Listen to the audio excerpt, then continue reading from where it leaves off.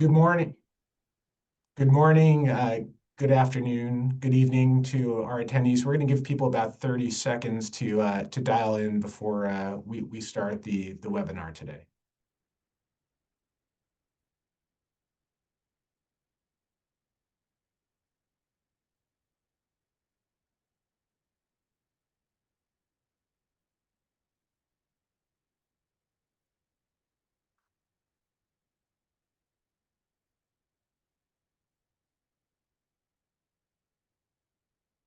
Start in about 10 seconds.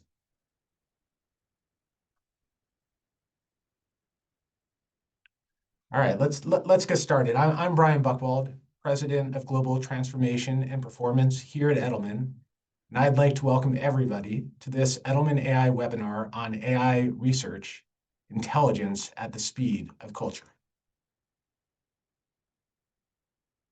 Good. Now, today's culture is increasingly fragmented, fleeting, and fast-moving. Cultural trends and moments spark and scatter instantly across multiple platforms and communities. In a digital landscape, the average person is active on 7 different social networks. The social network algorithms are increasingly driving headlines and accelerating the news. And Reuters reported that this year, social became the #1 source for news among US consumers, overtaking television and online news for the very first time. And the impact of artificial intelligence and how content, information, and culture is spread and consumed is amplifying as AI adoption and capabilities continue to expand. In particular, misinformation and disinformation, which has been shown to spread 6 times faster than the truth, can be created faster and more convincingly than ever. So in this world, trust and loyalty must be earned every day.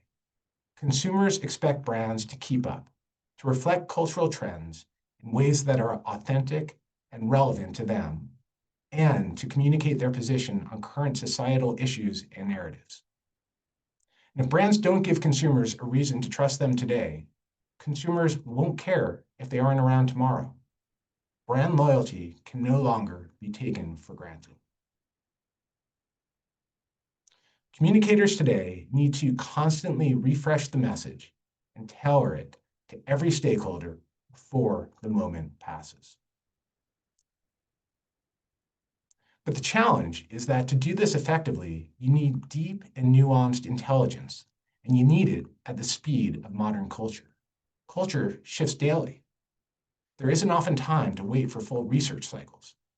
Teams need an always-on layer of insight that's current, that's actionable, and grounded in validated methods. Maintaining continuous feedback at scale, especially across highly polarized and fragmented audiences, is increasingly resource-intensive. And there's often only one chance to get the message right. Communicators need safe, responsible ways to anticipate audience reactions without compromising sensitivity or accuracy. So today, we'll be exploring how AI-powered research, such as AI-moderated in-depth interviews and AI persona models, can help bridge the gap and unlock greater speed and agility, cost-effective, always-on audience intelligence, as well as the ability to test, explore, and iterate freely.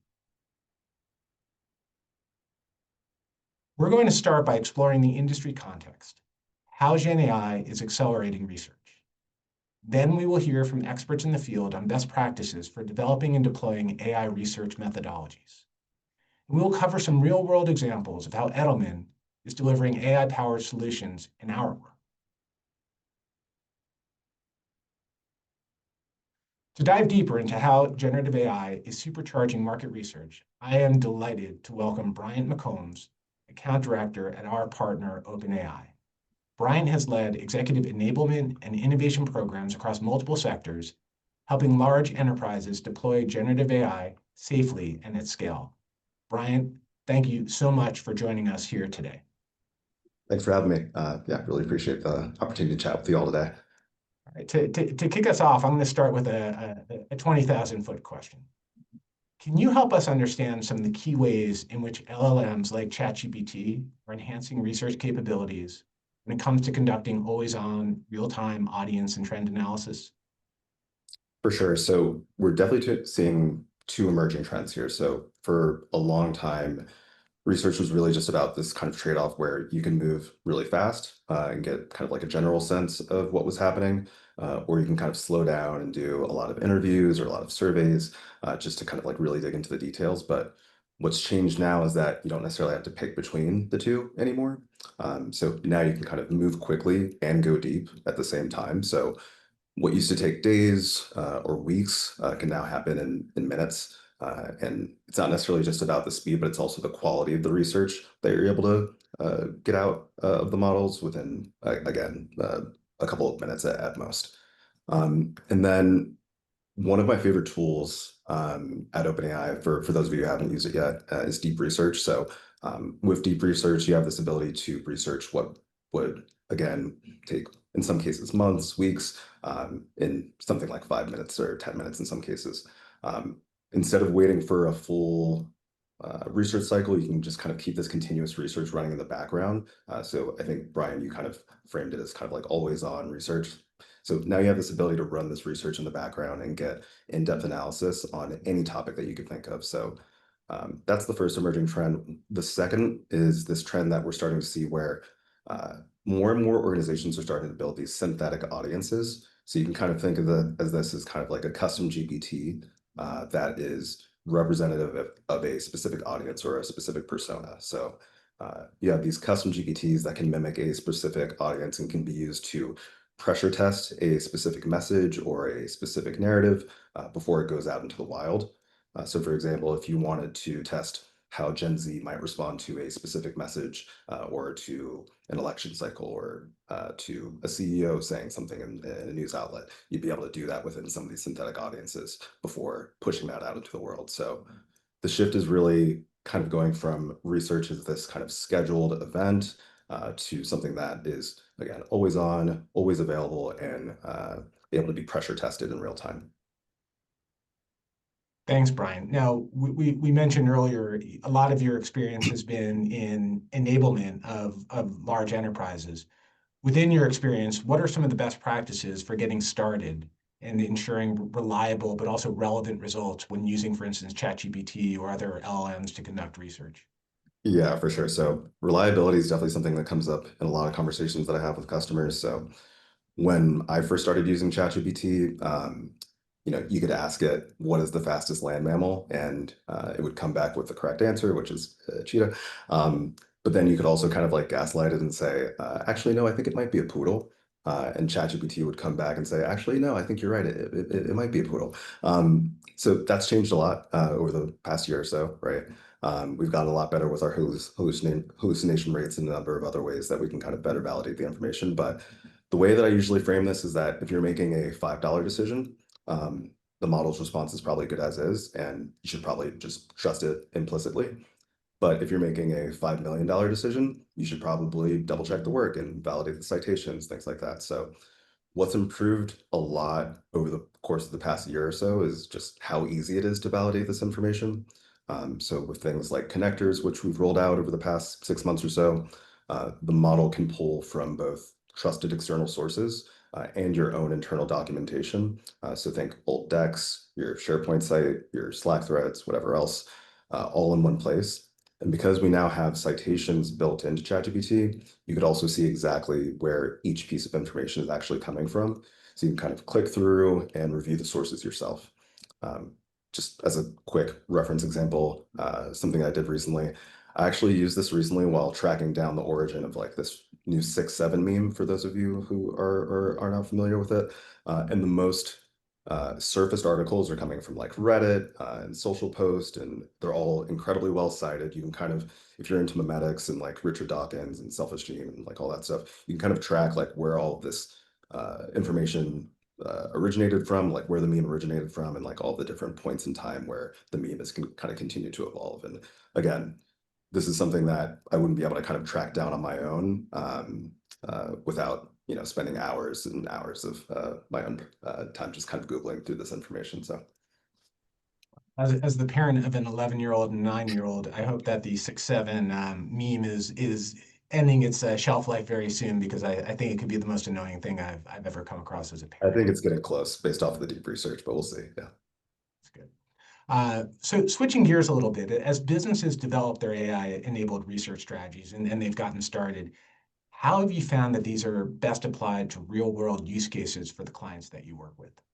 Yeah, for sure. So the strongest use cases that I'm seeing are the ones that combine internal expertise with broader research capabilities and tools like deep research and connectors. So when you kind of bring these together, you get something that didn't necessarily exist before. So you have this ability to analyze your own proprietary knowledge with far more depth and again, far more speed, while also pulling in external signals with that same level of rigor.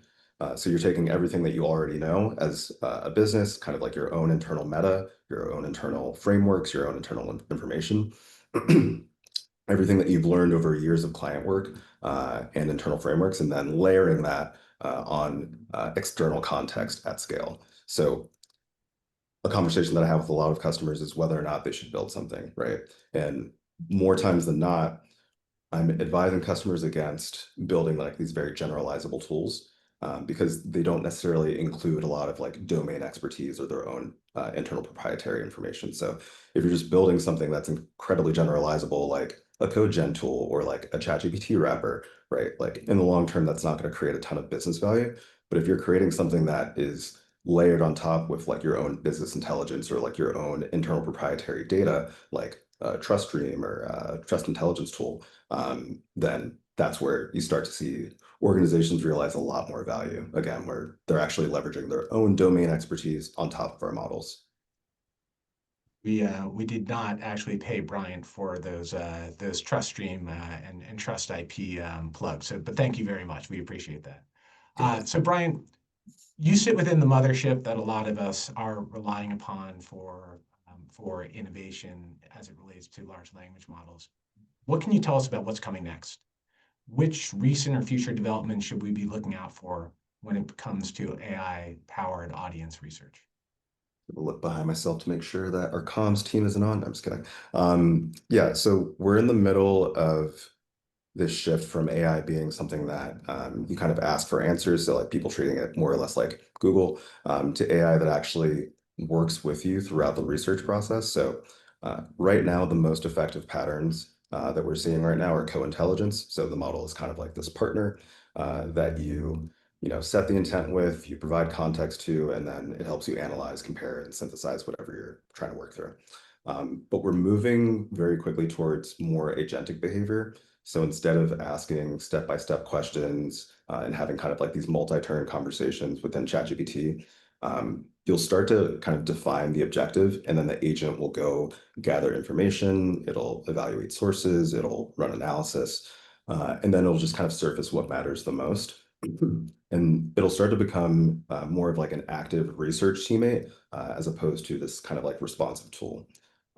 And so there's this next phase where you'll start to see autonomous workflows that you'll hand the agent a goal, you'll tell it to map the emerging trust narrative for Gen Z investors, and you'll tell it to go off, conduct multi-stage research across internal knowledge, and then look at the external signals, look at sentiment, look at transcripts, look at creative content, and then come back with a finished narrative, or at least a draft of one. And this ties directly also into like this concept of multimodality as well. So because the agent is going from a world where it's really just reading text, which AI has been amazing at to date, it's also going to start to interpret tone. It's going to start to interpret imagery. It's going to start to look at cultural cues.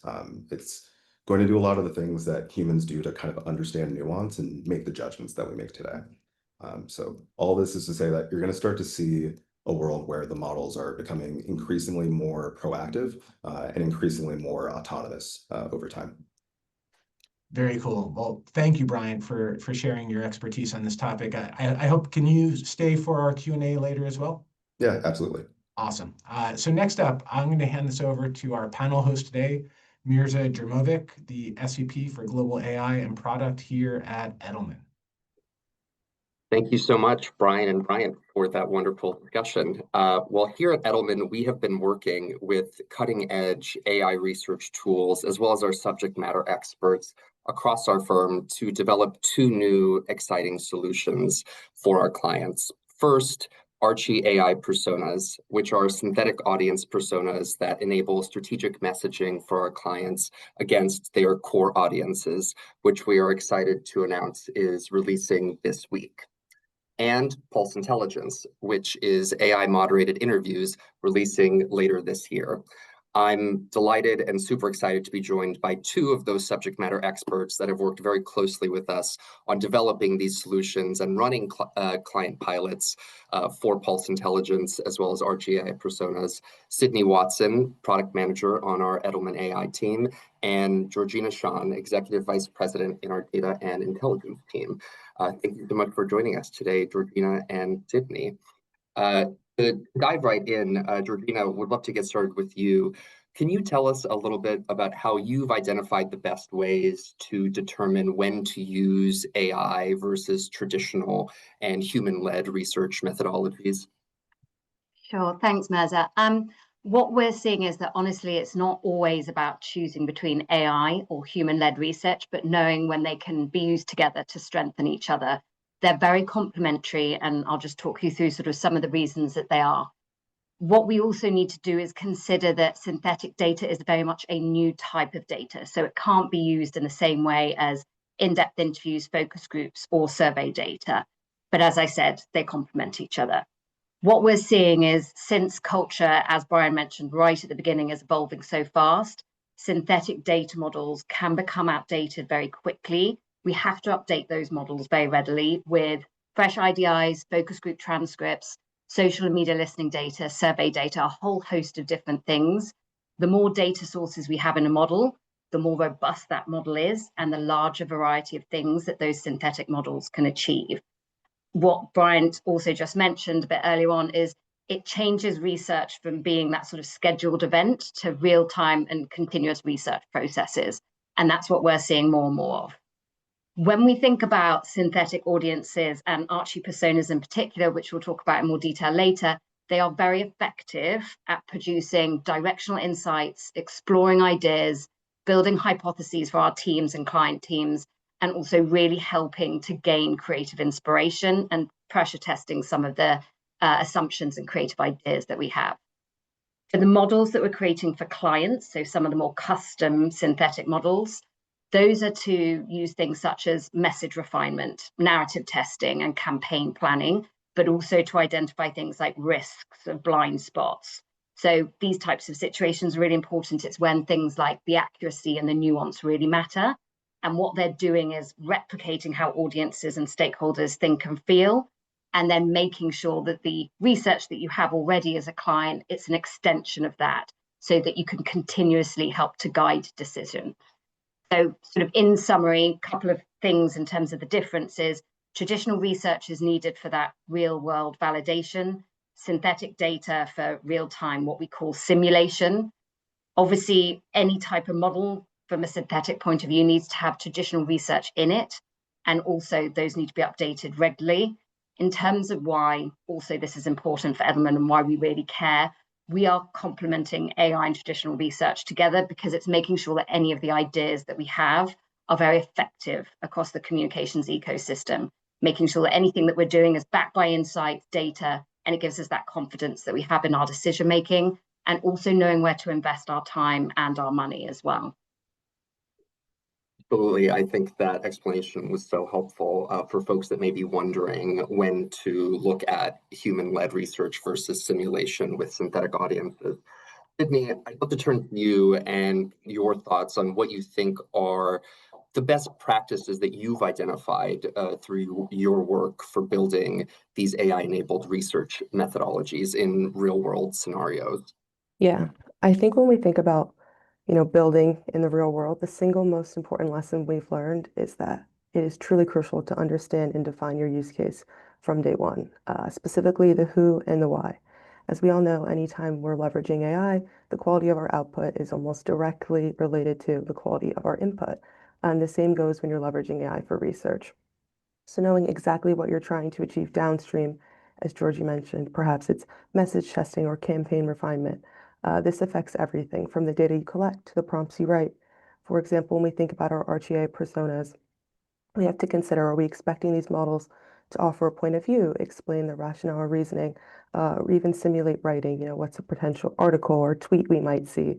This all boils down essentially to treating data collection and prompt design as extensions of research design. And then finally, I think transparency is everything when sharing these outputs. It's always best practice to be transparent about the data that was collected and what the limitations are. This is not only crucial for building trust, but also helping sure we feel equipped to use these insights responsibly and confidently. I love that. And like we say at Edelman, as part of our AI use principles, good in, good out. And that applies to the data that you power your synthetic audiences and research with. That makes a ton of sense. Georgina, would love to understand from you, how are you incorporating insights into existing workflows, and how do you democratize these insights and ensure that they can be trusted to guide action on behalf of clients? Sure. I think one of the biggest opportunities that we've seen overall is the fact that AI can actually integrate very fluidly into all of the different work streams and workflows that we have. It makes us much more efficient from what we're seeing from a research and data point of view, but it also provides a lot of consistency and also accuracy in what we're doing. One key example is the creation of custom GPTs. For any of you that work within research, one of the key things that we've created, which is making our life a lot easier, is things like screener and classification development and questionnaires. So custom GPTs that help us understand and look at multi-market research and how we can collect things like income levels, education types, and make sure that those are consistent in all the research we're doing. We also, for clients, have created a lot of custom GPTs for things like helping in refinement of creator vetting, brand safety scores, the ability to track and benchmark campaign testing as well, using things like brand uplift surveys. Obviously, one of the key things that we're talking about today is synthetic audiences and the use of AI qualitative chats and interviews. That is another really key aspect. It's really important because it helps us do things a lot quicker than what we were doing things before in terms of exploring hypotheses, testing ideas, also making sure that we're testing new angles so that we're having a greater impact in the work that we're doing. Another key thing is things like social media listing tools. Lots of them now have very AI-enabled features that allow us to group trends more effectively, but also predict how issues might escalate. And then I know that we've just mentioned this and Sydney's talked about it, but the transparency point is really, really key when we're thinking about workflows. So knowing where that data's come from, what assumptions we need to carry with it, that's where it sort of complements what we do from a traditional research point of view. The other key principle, again, that Sydney said is good data in, good information out. So that's the really important thing that we think about in terms of what inputs we are collecting. And in terms of that point that you were asking about, Mirza, in terms of how we democratize it, the really key thing that we're seeing internally from an Edelman perspective is how people are really engaging with research and data now to better inform decisions. The idea that we've got is that it elevates both the floor and the ceiling within an organization so that people can start to feel much more confident and comfortable with using data and insights. And through all of those processes that I've talked to, they're now available to all of the rest of our teams, not just the researchers themselves. Absolutely. And that speed with which you mentioned that we'll be able to test messaging and strategic direction will only enable us to develop better communications and work on behalf of our clients, which is super exciting. Sydney, what do you see from your perspective as some of the common risks and limitations you've encountered with these approaches, and how have you navigated those risks? Yeah, definitely. Quite the fun question. I think Georgie even said it earlier, and many of my colleagues have also said it. AI research isn't a replacement for traditional methods. Rather, it's a complement. These systems truly are great for capturing that 85 to 95% of the time gut check moment, when you need fast directional insights. But one thing I always have to remind myself is, AI won't truly ever surprise you the way a human can. I think one common risk is assuming that AI outputs are novel or definitive, but we must remind ourselves that oftentimes it's using existing patterns and data, which is why it's so important to view these tools as accelerators for context, not complete substitutes for discovery. Another risk, as I'm sure everyone knows, is ensuring quality, which we here at Edelman manage by using retrieval-based approaches, citing sources, and training models to also acknowledge uncertainty. But I would be remiss not to mention the human in the loop. Here at Edelman, we found this incredibly valuable for quality assurance, but also just for bias and coverage gaps, undergoing well-documented human-led analysis of where we might be missing the mark. Humans remain a core part of the process as they are the key to our expertise in differentiation. And lastly, just one tip for all is to remind ourselves that fast doesn't mean final. And while AI can speed up judgment, it's still human insight that's anchoring it at the end of the day. Absolutely. That human in the loop is the critical component to realizing the value and speed with that AI offers. That's totally on the nose. And then final question for you, Georgina. How would you recommend our clients or someone gets started who wants to explore adding AI-powered research to their intelligence mix? So Sydney and I are spending quite a lot of time talking to clients about these different things at the moment and sort of posing the questions, because what we're really seeing is the best place to start is usually with the data that you've already got. So have a think about the most recent and valuable data sets that you have across earned media, social media, qualitative or quantitative research. Then think about the fact, could you use this data again and again to make it useful across your team? If you don't know how to, that's where we can come in to sort of help, suggest how the model could work so that you can. It's also important to think about the audiences or the issues that you're finding most challenging. For example, is there a cut in your consumer base that you need a better connection with? Is it an ongoing challenge that you might have with media and journalists, or is it a relationship that you might have with NGOs? The other key thing that we're seeing coming up of where these types of models can be really useful is in how you're managing the rising tide of issues that you might have within your category due to different, say, government pressures. All of these things can form the basis of custom models and modeling synthetic data to help you really get ahead of those challenges. One of the key things, and the reason why we're doing this, is we don't believe in single-use data. We find it's really a waste of time, but also energy. So it's thinking about how can the data that you've already got be upcycled? Is it sitting on your server and not doing anything else? So really, the synthetic audience piece is a perfect example of how to give data that future. And in case you're wondering sort of how it would work, the sort of silver lining of these synthetic audiences is that you continue to ask them questions. It makes it very valuable when you're exploring sensitive topics and also scenarios. And what we're tending to find is that it's becoming really important for creative exploration because of the nature of sort of the sparring conversation that comes from actually responding to it in a very conversational way. So I also think the other key thing that we're finding in terms of thinking about the qualitative IDIs and interviews that we're looking at the moment is the next time you have a campaign message or a potential idea, you don't have a lot of time to be able to refine it. The really key thing is to think about how that AI-assisted qualitative interviews can help direct and refine the messaging and the idea that you've got. It's great for pressure testing. And overall, this whole concept of adding AI into your intelligence mix is really key because that and traditional approach is very complementary to each other, as we've mentioned throughout these different Q&As.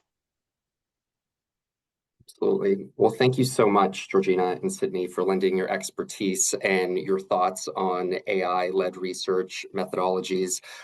Next, I'm going to hand it over to Katie Winkleman from the Edelman AI team, who will be sharing some real examples of AI research in action. Katie, over to you.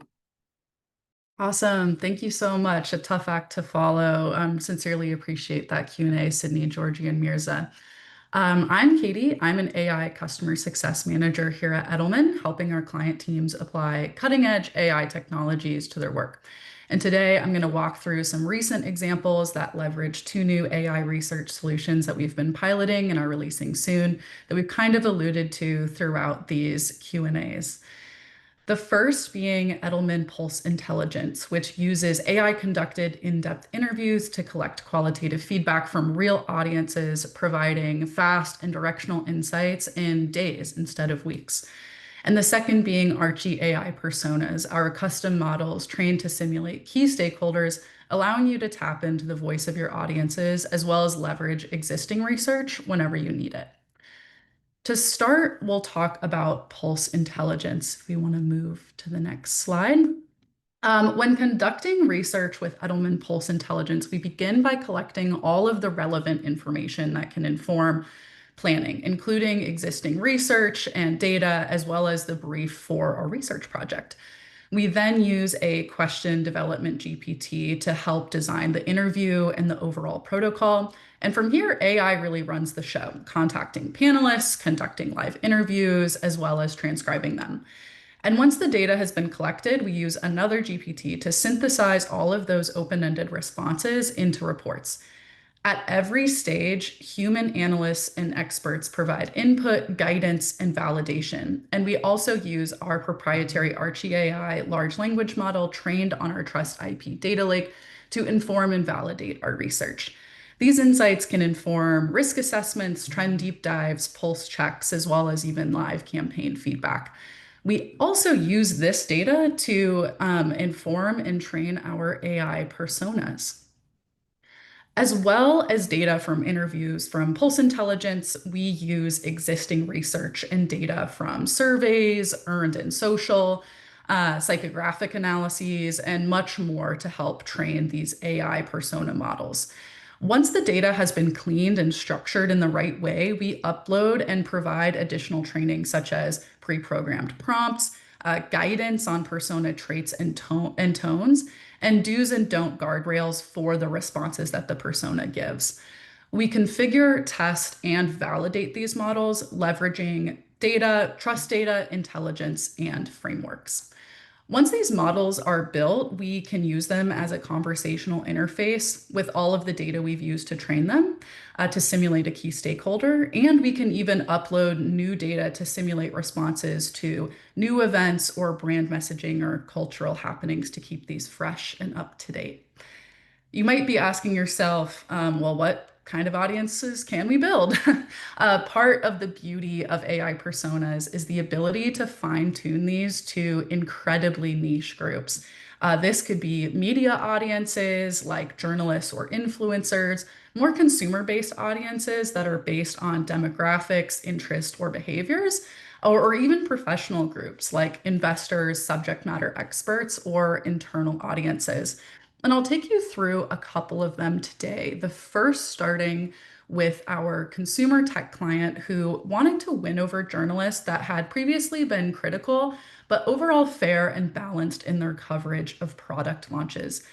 We developed an AI persona to simulate how a fence sitter might respond to pitches or stories, to pre-test different angles and sharpen messages in a way that feels highly specific, relevant, and timely to this specific persona. We began by identifying a group of real writers and journalists that fit this description, and we collected over 3,000 pieces of content in the last 2 years, including article, bios, YouTube videos, posts on X where they discussed the industry.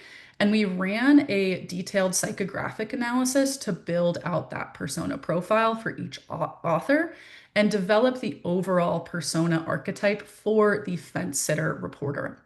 We can now use this AI persona to test messaging for copy like press releases and identify gaps that might have been missed. We can ask it to anticipate difficult questions they might ask in response, or headlines that they could write when covering a product launch. And we can even get this AI persona to draft key points for a keynote presentation focused on winning over previously skeptical audiences. Moving on to our next example, which is an example of more of a consumer audience, we have the mid-scale family traveler persona. A hotel chain wanted to better understand how travelers perceive its hotels and competitors in the mid-scale category. We developed AI personas based on real hotel guest interviews to analyze the emotional and functional drivers behind hotel selection, as well as what's missing from the overall mid-scale hotel experience. We used Pulse Intelligence to interview over 100 real people and created an initial deep dive on our findings. We then used those results and interviews to develop 3 custom GPTs, which can imitate the customers of the brand, customers of their competitors, as well as just the general mid-scale hotel customer. This now allows us to tap into all of our interview data at any time to test messaging and new initiatives, as well as brainstorm ideas and draft campaigns. Our last example, we took a very similar approach to the mid-scale family traveler to make an IT decision maker persona, a very different kind of persona. A data storage company wanted to really understand how their primary buyers evaluate procurement. So we developed an AI persona to simulate the decision-making process of mid to large enterprise IT buyers when evaluating data storage solutions. This time we ran pulse intelligence surveys and interviews with professionals in IT, compliance, and data roles at large enterprise companies. And we use this data to train a model that can respond as a specialist or a generalist within this audience. This persona can answer detailed questions on key considerations and pain points and test technical language to ensure that key functional expectations are communicated in the right way. As you've seen, there are a variety of ways in which we can use AI-powered interviews and AI personas and how they can be developed and used. What's more is that we can keep adding to these with new research and new data to keep them up to date and reusable, so your qualitative data really moves at the speed of culture. Thank you for listening, and I really hope that this was a really helpful overview of our AI research solutions. And now I believe I'm passing the mic back to Brian for a Q&A with Bryant, Georgie, and myself. Thank you, Katie, and thank you everyone who spoke. We have some questions coming in. Does any of our Nick, or does anybody want to run through those? I can certainly do it. I will take this on. So I'm going to start this question. I'm going to give this one to the folks at Edelman.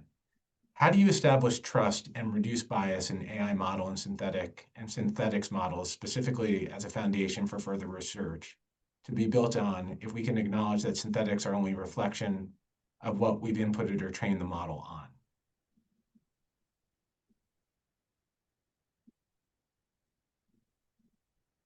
Sydney, do you want to tackle that one? Or I'm sorry, Sydney's not on. Georgie? Sure, Brian. Would you mind just repeating that one again? Because it was quite long in terms of, yes. How do we essentially deal with bias if bias is inherent in the data that we've inputted into the models? Sure. So great question. I think it all comes down to the fact that we design the model from the start to the end. So the really important thing is that we know all of the data inside and out. We know where it's come from, and we also know where it has its limits. But also, when we're building it, we are controlling the data. So we are checking for any of that bias before it's inputted. But also, when we actually get those answers returned to us, that's when the human part comes in and we review all of it. So key things that we look at is making sure that anything that we're inputting is based on real research and also validated data sets. So we're looking at things like structured sources, things like quantitative data, qualitative data, rather than relying on a generic training of data. That's really important. We label and clearly define which aspects of a persona are factual versus those that are what we'd say maybe hypothetical. And then also we do restrict the data scope. So we are making sure that we only limit the access to relevant information, such as your brand's audience or your campaign data, so that we prevent any model from sort of what we call filling in the blanks and making up any of these assumptions that we might find or creating any bias. So I hope that answers it to an extent, but it's really important that when we're building something that we've thought about all of those inputs, because as we've discussed lots of times before, it's very much a concept of rubbish in, rubbish out. So we need to make sure that that data is really good and worth exactly what we're trying to achieve. Question for Katie, and perhaps Bryant, you can touch on this as well from a ChatGPT or OpenAI perspective. Are there ways to leverage your insights beyond brand measurement and traditional comms towards, for instance, packaging design or product design in CPG? Yeah, absolutely. I think similar to what we talked about earlier with structuring these custom GPTs to specific audiences, you can also layer in those specific audiences and use case to talk about like, whether it's looking at specific designs as things go more towards visual creative testing, as Bryant alluded to earlier in the Q&A, and perhaps you can speak more about that. But we are moving into an era where that's becoming more available, and those use cases are becoming more advanced. And so, yeah, Bryant, I would love to hear a little bit more about that as well. Yeah, for sure. So I work with actually a couple of CPG organizations, and they're using it exactly in this way, where it could be what to the average consumer might be perceived as kind of like a minute detail or like a very small change. But if you're changing the packaging from like a light green to a dark blue, how does that impact the user's perception of the product? Is it viewed as something that's more of a luxury item now versus something that's viewed as something that's maybe more of like a value item or something perceived as like less expensive. So yeah, we're definitely starting to see more and more organizations use this mixture of deep research, but then also kind of like this synthetic audience building to determine, yeah, how a user or how a consumer might actually react to even the smallest of changes. So yeah, really love the CPG example because that's one that's I think particularly interesting. Brian, I'm going to stick with you. This is a little bit of a broader question, probably better for an OpenAI executive to answer. In an era of AI-driven learning, how can schools and educators empower all learners, especially Gen Alphas, to become responsible, critical, research-savvy learners? And what emerging ed tech trends are redefining education across different parts of the world? Maybe you can answer a piece of that at least. Yeah, for sure. I actually feel uniquely well equipped to answer this one. So both of my parents are teachers, and they're both teachers in the Newark Public School District. They've been so for multiple decades now. Um, my dad actually teaches at a data science and cybersecurity specific school. And one thing that's really interesting about that is that a lot of their curriculum, I think, is going to be broadly applicable for the broader curriculum across all school districts, right? So I think there's going to become a much more significant need for AI literacy and technical literacy than is currently available in most curriculum or curricula. Um,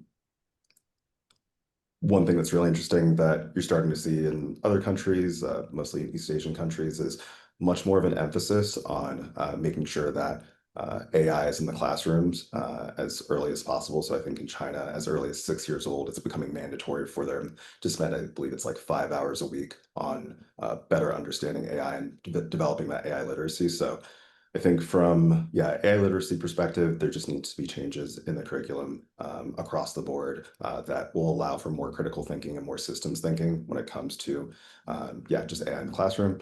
And then I think there's just like a lot of promise from like an accessibility perspective. So like there's been a lot of uh, uh, papers recently around the efficacy of leveraging AI in either rural areas or in emerging areas, like think like different African countries, like rural African areas, where they haven't really had a lot of accessibility to kind of like hands-on learning, hands-on teaching.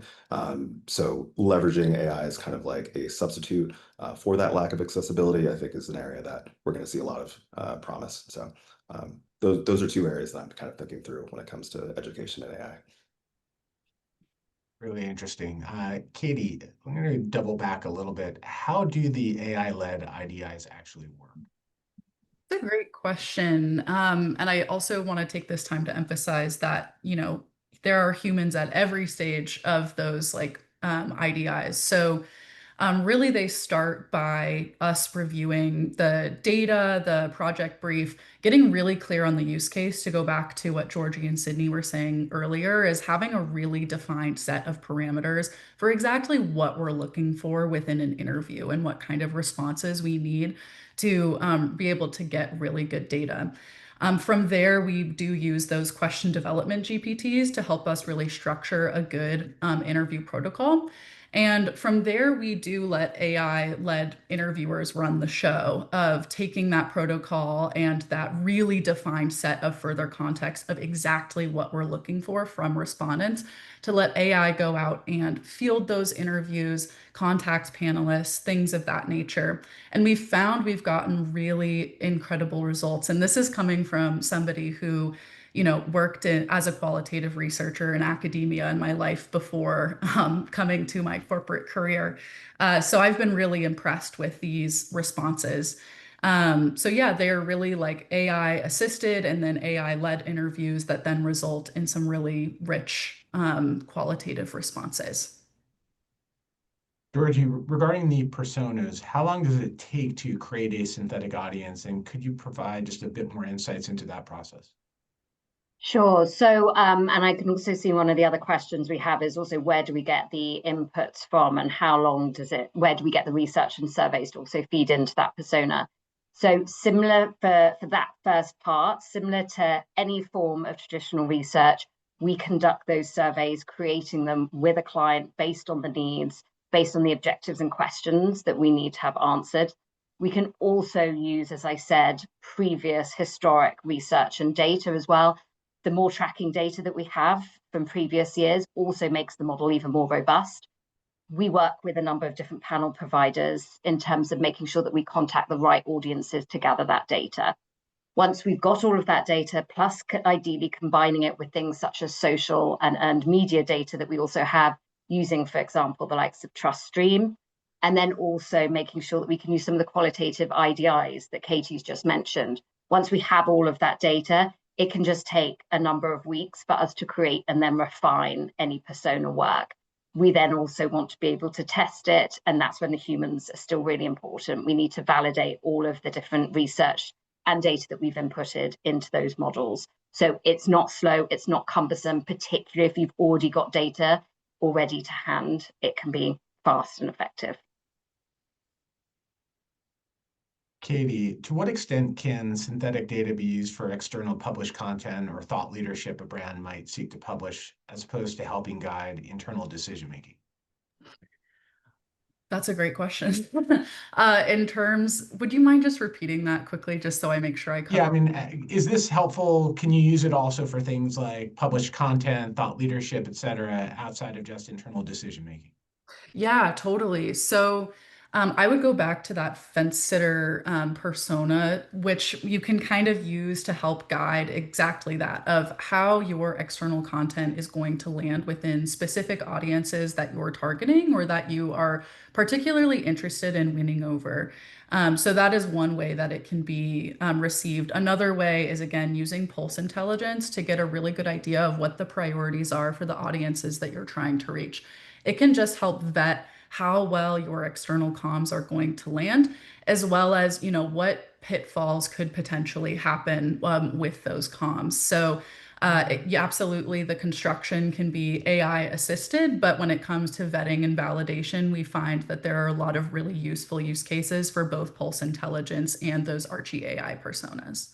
But Katie, just to build on that, it's really challenging because we can't really actually be using synthetic audience data for external thought leadership, because what we can't use it for is gaining, for example, statistics from that data, even if we've inputted quantitative and survey data, because it will always try and find maybe a range, or it will pick a number within the data set. So from that point of view, it is challenging for us to use it for external thought leadership and white papers, but it directs all of that in terms of us helping to understand the messages, the topics that people care about. So there's just a way of us weighing that up in terms of what can be external. But it's a great question, and things will also evolve. Yeah, absolutely. Thank you for doubling down on that clarifying line. Super helpful. Brian, I'm going to start this with you, but I'll pass it to the group as well. With OpenAI, how do you leverage, for instance, synthetic audiences specifically in the pharma industry? And we can use pharma specifically, but also think more broadly, considering the broad and diverse audiences, including healthcare practitioners, investors, policy proxies, et cetera. Yeah, so I think you're going to start to see us, and I can't speak too much to this, but I think you're going to start to see us do a lot of interesting things in health and life sciences in the pretty near future. one thing that I can speak to is a benchmark that we released recently called Health Bench. So with Health Bench, it's basically looking at how AI behaves versus how a clinician might behave in certain clinical situations, and how it might respond to certain questions or certain situations or certain scenarios in clinical situations. I think that is going to be, how should I frame this? I think that's going to be a proxy for what good usage of AI should look like. And I wish I could be a little bit less vague than I'm being right now, but yeah, I think that's going to be a good proxy for what good AI usage can look like in pharma and health and life sciences. Great. Thank you. I'm going to ask this. I'm going to push this to the two Edelman panelists. Beyond cost savings, what are the benefits of conducting AI-led interviews and research over classic focus groups and surveys? I'm trying to build trust within my organization on the values of this type of research. So, how do you lead with the value-based benefits versus the cost and time-based benefits? Sure, I can give it a first stab, Katie, and then hand it over to you. I think the benefits that we're seeing is stopping the use of single-use data. What we've seen so much in the past is that we create large research programs for clients. They will be used as a one-off, and then they sort of sit on a server and they don't get used again. And it means that that data doesn't have a long lifespan, and it seems like such a waste. Whereas what we are looking at the moment will help eradicate that so that we can start to use data for a longer period of time. And as we talked about it, it's all about having not scheduled research, but the real-time research that we need at our hands so that we can move at the pace of culture and make sure that we're staying on top of trends, changes, issues that a brand might face. So one of the key benefits is the fact that it's effective and time efficient. So that's one of the key things that we like to focus on in terms of actually having something to our hands all the time. It doesn't mean that we have to have long wait times for things, but also the way that we are using AI means that we can be accurate. We can also make sure that we're looking at the whole host of data and not just one section of it. And then, of course, in terms of a cost efficiency, there are some cost efficiencies for sure. Katie, anything that you wanted to add to that? It was really beautifully said. And the only thing I was going to allude to was your Q&A earlier with Sydney, where it was really about not necessarily like choosing between, but knowing how these work in concert with your current research program. I think that's really where the value lies, is it's a value add on top of what you're already doing and really getting the most out of your data. So a question from an anonymous attendee. So it's going to be a good one. What if AI-generated qualitative interviews or personas are skewed and send us in the wrong direction with messaging? How do we discover this and mitigate harm? Well, when we say, just to jump on that one, Brian, when we say skewed, we don't just go out with to a completely random sample. We do exactly the same as we do for any other type of research, where we need the demographics, we need the breakdown of gender, we need breakdown of other life stages. So we are still very pinpointed in exactly who we're talking to. It needs to also, for example, if we're doing B2B, it needs to make sure that we are talking to the right decision makers within energy, or that we're talking to the right media. So it's not just about consumers, but we are still very specific. And a lot of those qualitative sort of interviews that we do actually still will be recruiting from panel providers and suppliers that we've always used, who have very rigorous ways of also recruiting people. So I hope that addressed it. We still have a lot of quality measures in place to make sure we address that. Well said. I think we've got time for one more question. What are your collective thoughts on using these synthetic personas to conduct research with folks who are difficult to find or talk to, such as the underground economy, for example? Great question. Katie, did you want to take that one?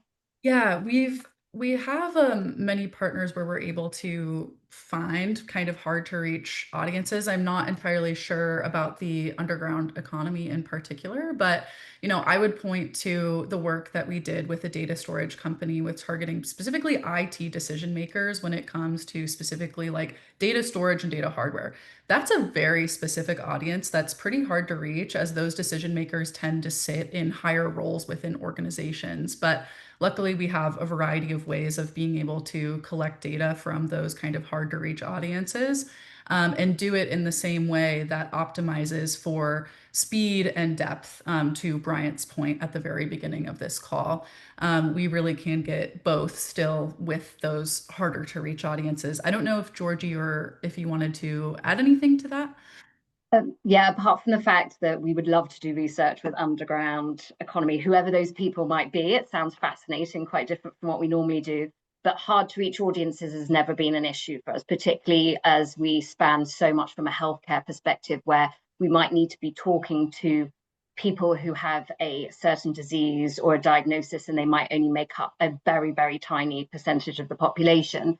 So we have lots of different ways in order to recruit to get that data to then create those synthetic personas. So that's not a worry to us at all. And I think the other great example that we've just spoken to and Katie mentioned was about a museum, in terms of the museum piece that we did, where we were in Singapore looking at specific users of different museums and those that didn't go. And those were some niche audiences. So we don't shy away from that. It's just how we find different ways of recruiting them. So yeah, we'd welcome that challenge.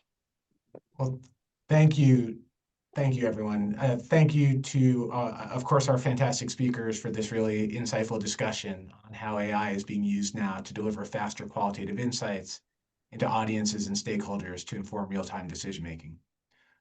Overall, we heard today regarding how AI is introducing new ways to conduct research at speed, such as running AI-led in-depth interviews with real audiences or simulating stakeholder feedback with AI persona models. But we also learned how important it is to start with the right data and to incorporate AI tools thoughtfully alongside traditional research methodologies and workflows. At Edelman, we're excited about the potential of AI to transform the way we conduct research, not just because it's allowing us to accelerate the speed at which we can provide our clients with intelligence that guides action in fast-moving, high-stakes moments, but also because it does unlock the ability to tap into vast amounts of available data and existing research at any moment, and to have a deeper understanding of the cultural moments and what they truly mean to audiences. This deeper understanding is critical for developing earn-first communication strategies that resonate with consumers, build trust with stakeholders, and cut through the noise in a frenetic but also saturated media environment. I'm extremely excited for what's ahead as we look forward to introducing 2 new solutions soon in RTAI personas and Edelman Pulse Intelligence, and as we continue to explore innovative new solutions and capabilities with our partners like OpenAI as well as our clients. Thank you, everyone.